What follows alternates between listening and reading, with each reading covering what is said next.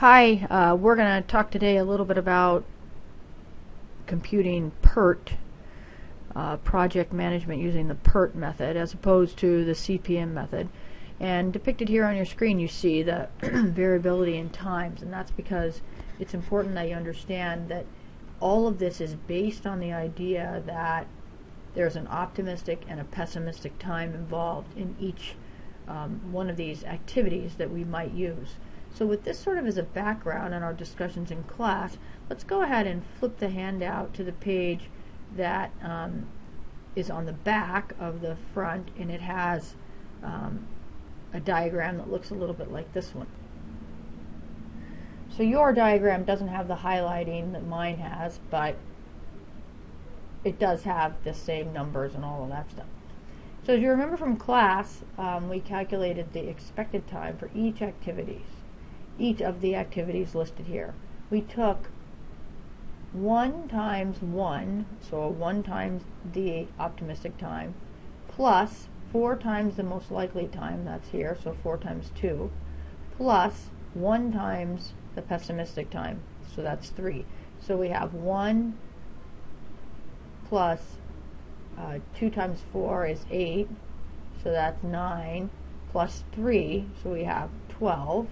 And we are going to divide through by 6 because that's what our formula says. And remember, we're doing this because we're interested in considering 3 standard deviations on either side of mu. So it's plus or minus 3 or a total of 6. That's why we have the 6 here. We compute the variance. Similarly, we take b, the largest number there, and we subtract off of it a. So in this case it's 3 minus 1 divided by 6 squared, which gives us this 0.11. And we do that for all of these. And I would recommend pausing the video and calculating that out and make sure that you understand how to do it. Then you'll notice that A, C, E, G, and H are all highlighted, and that's because they're on the critical path. So if you remember from previous day in class, we talked about the critical path method, and that's how we got all these on here. And so they total up to 15 units of time. Now here you see 3.11, and that's because I summed 0.11 plus 1.78 plus 1 plus 0.11 plus 0.11 again, and that's where I get this 3.11. So that's the path variance right here, path variance. So I made some little notes here, and I labeled this as the path variance, and this is the path completion time, the critical path, 15 units of time. I think it's 15 weeks, and the variance is 3.11. But we want to now take this variance and turn that into a standard deviation. So when we take the square root of 3.11, we get this 1.76, which is the path standard deviation. So we expect on average the project to be done in 15 weeks, plus or minus 1.76 weeks, or 1 week plus 70% of a second week. So let's take a look here at the PowerPoint that we had in class today. I've replaced a couple of things. I changed the zeta here to reflect the mean and plus or minus 1 standard deviation with respect to our project that we were just working on. So just to make sure you understand that, we know that on average it takes 15 weeks to complete this project. And the standard deviation, or the width of this area right here, is 1.76. That's the standard deviation. And so each of these widths, this one, this one, this one, etc., those are all 1.76 weeks.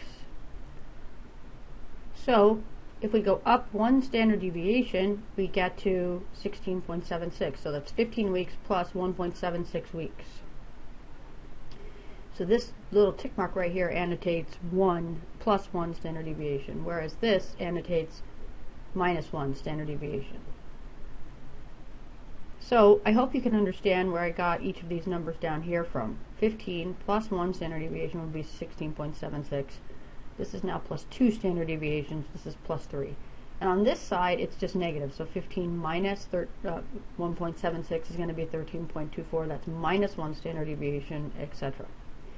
This curve here represents frequency. So right here in the center, this is where most observations fall. It is most likely that this project is going to finish around 15 weeks.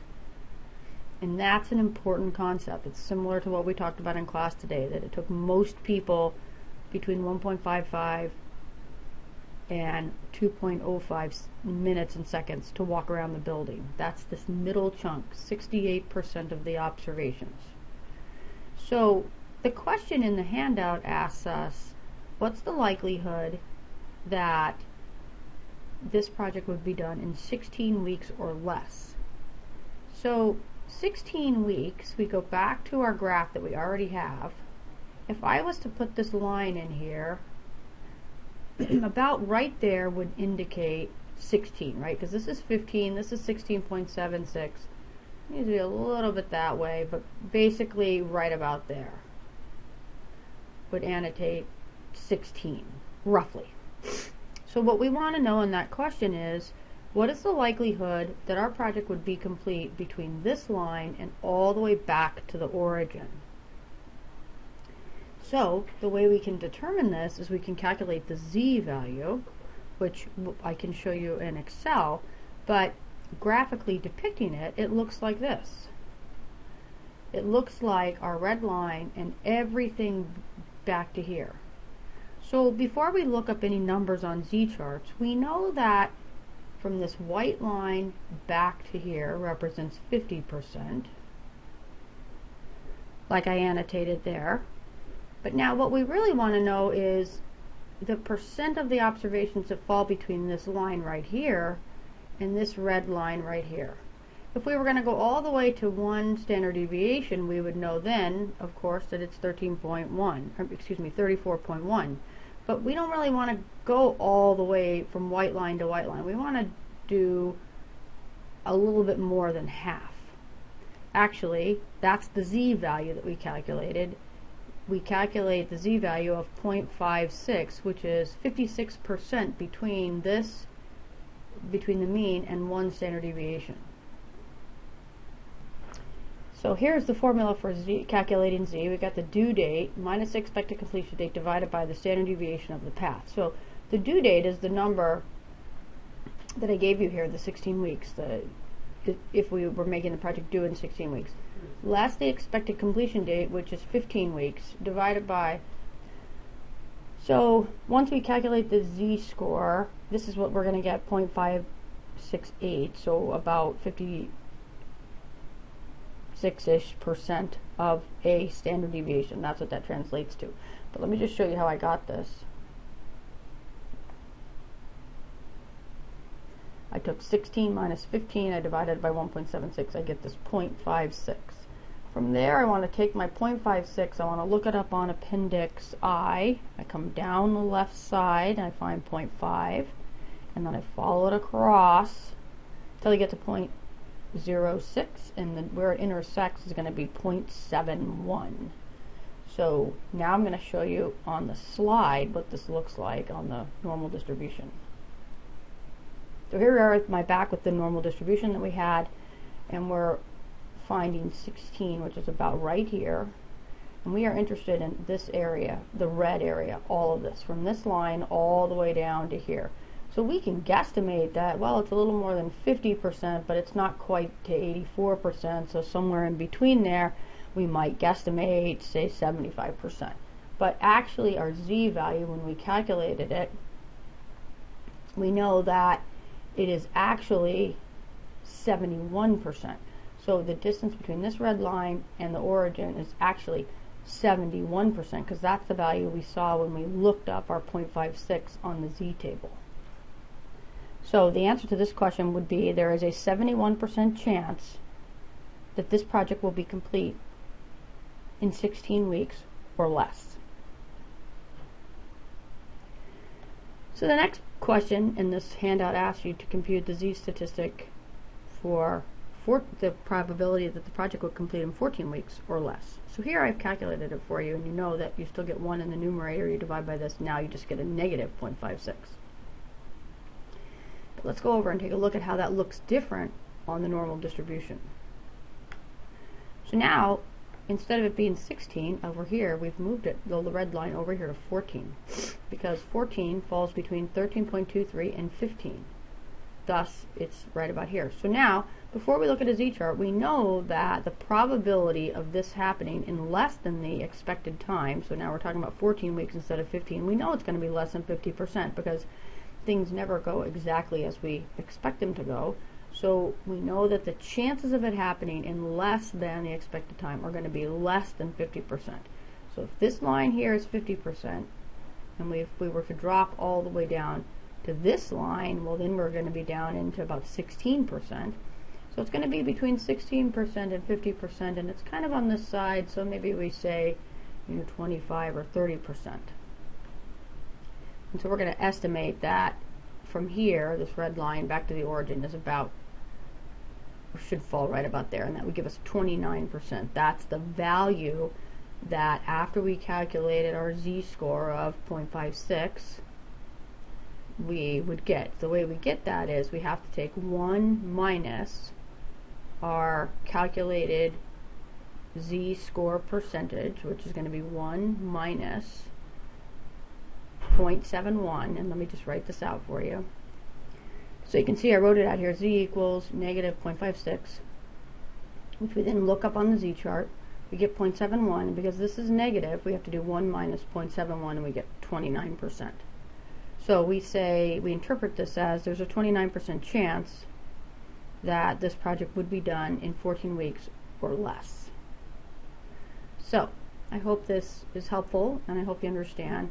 Please make sure that you've completed all of the homework problems assigned in the packet for both Chapter 3 packets.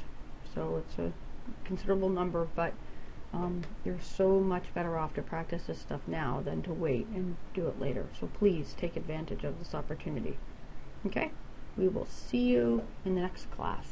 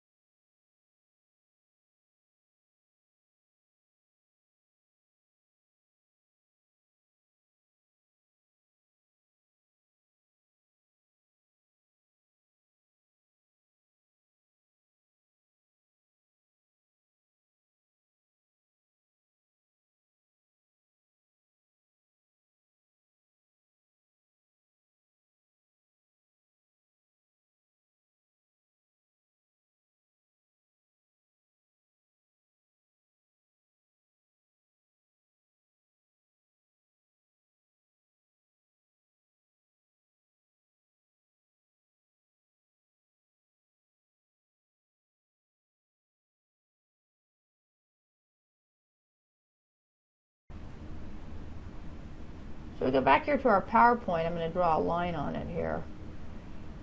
If we went all the way to 1 standard deviation, then we'd be considering 34% beyond the mean. But we're only going to go to 16. So we want to just make a line about right here.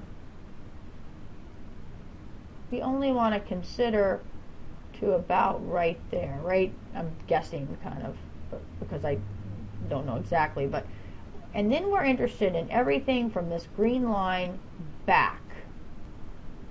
Okay, so I made it red so you could see it, but basically I made this line here where I'm guessing is 16. It should be 56% between 15 and 16.77, and then I'm telling you I want everything all the way back. If you look that number up on your Z chart that I passed out in class today, and you come down the left column, you find 0.5, and then you go across until you find 0.06, and it has the number 71.71. That means 71% of the time it is likely that this project will be done in 16 weeks or less. So let's go over to the handout and I'll write that out for you. So we have about a 71.22% chance of this project being finished in 16 weeks or less. Now, we want to do the same thing in this next problem down here for 14 weeks. Right? We have 14 minus 15 divided by our same standard deviation of the path. So now we're going to get the same number, but it's going to be negative. Because now we're not interested in the likelihood of it taking 16 weeks or less. We're interested in the likelihood of it taking 14 weeks or less. So now we have to do a little bit of manipulation with our Z chart. Essentially, we're going to take 1 minus 71%, and we're going to end up with a 29% chance of this occurring in 14 weeks or less. So now let's go look at how that makes our normal distribution look when we switch it from +1 to -1. So here we are with it set up as +1 or +1 unit, so almost a whole standard deviation, 0.56 of 1, and we see that it's going to be 71% of the normal distribution from here all the way back to the origin. But here in this next slide, I shifted this line over to -1 standard deviation. So now we're only going to have a little bit of this section, the 13%, the 2.1%, and the 0.1%. So now we're shifting down to, you know, something right around the 20s in terms of the percentile. But you can also, to be more precise, you can just do 1 minus 0.71, and you're going to get 29%. But now we're only incorporating this side up to here, because now we're at 14 weeks on this mu line, as opposed to before where we were over here at 16 weeks. So that concludes this little short video, but I do want to stress to you that you really need to practice this. So in your handout there is a practice problem that I really think is a good idea to do right away before you forget how to do it. And if you get confused, you can turn this video on and just do the whole thing, you know, kind of right along while I'm doing this video. It's exactly the same. The one thing you have to make sure you remember to do in problem 3.4 is chart it out, because this problem we didn't have to chart, so we knew what the critical path was. But in 3.4 you're going to have to chart it out first. That's 3.4 in your handout. And once you can finish 3.4 in your handout, then go ahead and do the homework problems that are listed at the bottom of the PERT handout, and then come back and try that 3.14 that's on the back of your handout. Alright, I hope this helps, and I will see you soon. Bye.